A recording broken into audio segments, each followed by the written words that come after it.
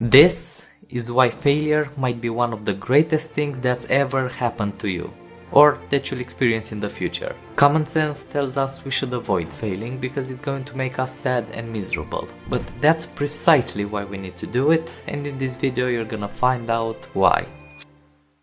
There are a lot of successful people who praise the importance of embracing failure as a stepping stone to success. However, ever since I was little, I was taught not to fail. And that's okay to some extent. I mean, failure is not something to celebrate, for sure. We certainly shouldn't be happy about making mistakes, as we still need that sense of responsibility. But more often than not, this kind of attitude transitions into an uncontrollable fear and aversion to taking risks in general. Running away from failure means running away from your potential, from what you could become. You cannot fail if you don't put yourself in situations where it's possible to fail. And that sounds like comfort and complacency, which are the biggest obstacles towards growth. So why are we taught or raised to be perfectionists and risk averse if truly successful people suggest otherwise? Clearly, there's a mindset shift that needs to happen somewhere on the way if we want to follow their example. Because we really don't have any other choice. As crazy as it might sound, running away from failure is the surefire way to fail in life.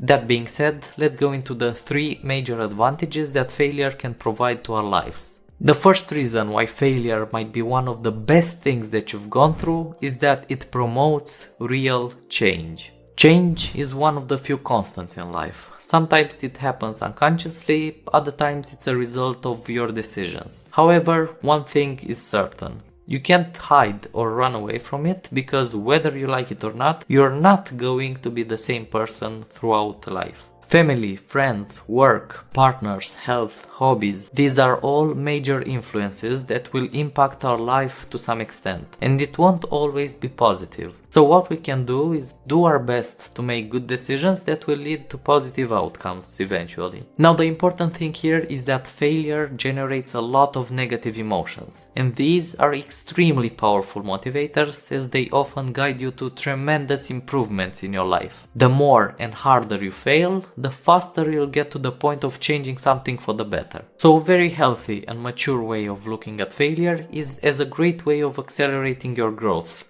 It truly embodies the winner's mentality. But why do we feel motivated and committed to making real changes only when we experience negative feelings? Well, let's quickly remember how our bodies work and how they were designed. When you touch a hot surface, the first instinct is to pull your hand away, right? You don't even have to think about it because your body is helping you stay away from danger. Now the pain you feel afterwards is the body's way of saying, hey, don't do that again, it's harmful to your health. So it's almost like pain is a survival mechanism. I definitely like to think of it as an important survival mechanism because it indicates what's safe for our well-being and what should be avoided. Keep this in mind as we're going to look at a similar example but for emotional pain. Sadness, anxiety and fear are the mind's way of telling you that something's not right, or rather that you're doing something wrong. If you think about it, the mind is our most sincere companion. When everything's going well, it will fill us with happiness and contentment. But when there's a problem,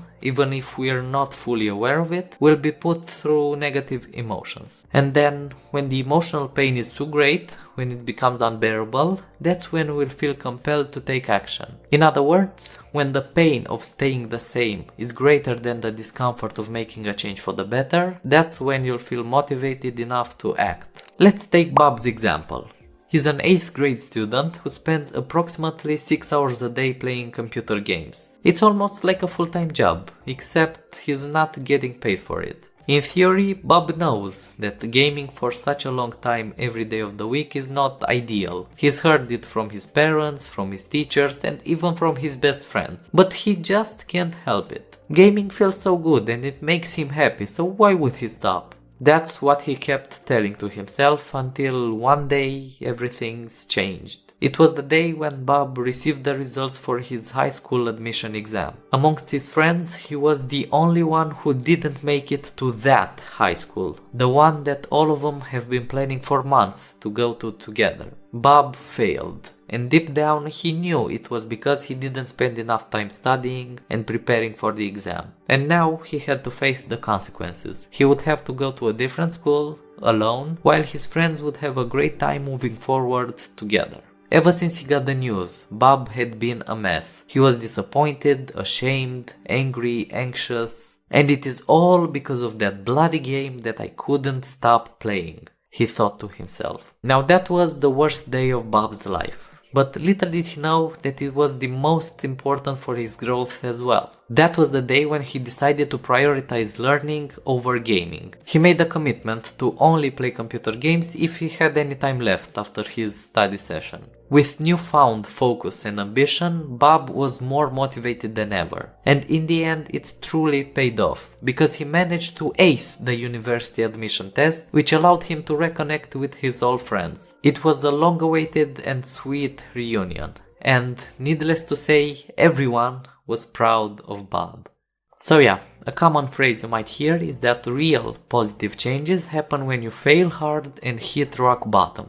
You might instinctively know that there's something wrong in your life, but unless there is a powerful negative emotion associated with your current situation, you're not going to take any step forward. Trust me, I've been there, my friends have been there, and it's always the same. Therefore, my advice would be to listen to what your body's trying to tell you. Thoughts might be deceptive, they could trick you into believing that nothing's wrong, but emotions never lie. What you feel is your truth, and only you have the power to change it. I'll say it again. When unsettling feelings arise, it's a clear sign that something's not right and requires change. The second reason why failure might be the best thing that's happened to you is probably a cliche by now, but hear me out. Failure is our greatest teacher because it gives us more than just knowledge. If you fail, it means that you actually tried something and it didn't work. And that provides something greater and more profound than knowledge. It's wisdom. While knowledge is information you can get from external sources like reading or other people's advice, wisdom is more of a deeper understanding of things. It's information that's tied to a personal experience along with the associated emotions. And nobody can take it away from you. It's deeply ingrained within yourself. You know that we often use the word wise when we're thinking of an old man with a lot of life experience. And so we tend to appreciate his advice more because we know it's tried and tested. That makes it a lot more valuable. So failure is our greatest teacher because it provides priceless wisdom. But it's also a great opportunity for reflection. One of the most effective methods of improvement is getting feedback and figuring out your next step based on that. Reflection is great because it allows you to ask the right questions. And if you ask the right questions, you're more likely to find out what's wrong and how you can make it better next time. The quality of your life is in direct proportion to the quality of the questions that you consistently ask yourself. I think it's a great quote to live by. The last reason why failure is so valuable is that it's a great way of developing our gut instinct or intuition. But what exactly is this intuition? It's knowing that something is good or bad without rationalizing it. Intuition is in fact a multitude of subconscious thoughts that you're not aware of. You might have been through a similar situation in the past, but our brains can't remember everything. Instead, they have periodic cleanup processes that store away the information which has no immediate use. And so basically our conscious mind functions much like a cache in a computer. It stores frequently accessed information that we may need in the near future. This caching mechanism is what allows popular websites like YouTube or Instagram to load so quickly. The first time you access them, information such as images or videos is retrieved from a distant server and there might be some delay. But then this data is saved on a local server with a much lower response time. This one can be considered a cache, or in our analogy, the conscious mind. When it comes to our brains, the process of caching translates into reinforcing the neural pathways to a specific piece of information, making it more accessible and easier to retrieve. Although our conscious mind doesn't know everything, it doesn't mean that the rest of the information is thrown away. It's still stored in our neurons, and neurons are not only present in our brains. The second largest concentration of these nerve cells is found in our gut. That's where the expression gut feeling or gut instinct comes from. These neurons retain information beyond our conscious awareness, and it can only be accessed through intuition, which, by the way, is a very powerful tool in decision making. Like I said, our mind can't remember everything, but our bodies can, more or less. And oftentimes they will know better than we could rationalize in the moment, especially if it's an urgent decision that must be made. So yeah, the important thing to remember here is that intuition isn't some voodoo magic or divine knowledge. It's actually backed by information you know but are not aware of. Therefore, it's a good idea to trust your gut when you're unsure what to do. And one way of developing your intuition is failure,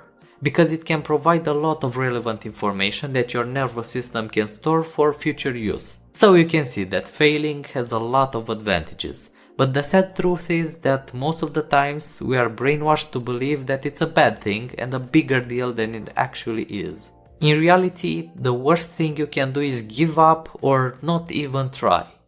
And with that, we're gonna end this video. If you find anything useful, don't forget to press the like button and subscribe to the channel, because it really helps. Thanks for staying until the end, and I'm going to see you in the next video. Bye!